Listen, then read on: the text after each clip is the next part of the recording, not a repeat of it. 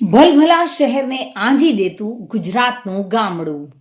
એક ગામ છે જે સુવિધામાં અમદાવાદ, સુરત, રાજકોટ, વડોદરા જેવા મોટા શહેરોને પણ ઝાંખા પાડી દેશે. જ્યાં હજારો કરોડો રૂપિયા તો બેંકની ફિક્સ ડિપોઝિટમાં પડ્યા છે. છતાં અહીં ન તો કોઈ પોલીસ સ્ટેશન છે અને ન તો કોઈ પોલીસ ચોકી.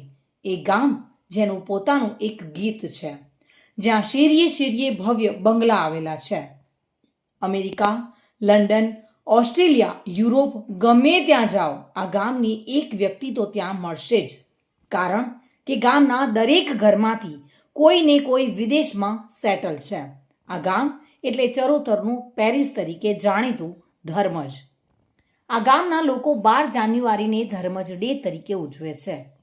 ગામની ચર્ચા ફક્ત ગુજરાતમાં જ નહીં, પરંતુ વિશ્વ ફલક પર થાય છે.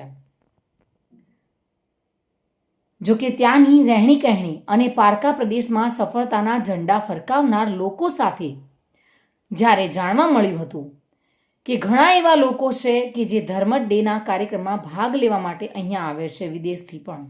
ધર્મજ માત્ર તેની ધનાઢ્યતાના કારણે જ નહીં, પરંતુ તેના ઇતિહાસમાં સંતો, શૌર્યો, શહીદો અને શૂરવીરોની ગાથા વણાયેલી છે. એફડીથી બેંક છલોછલ ભરેલી છે. શેરીએ શેરીએ ભવ્ય બંગલા છે અને દરેક ઘરમાં એનઆરઆઈ પરિવાર છે.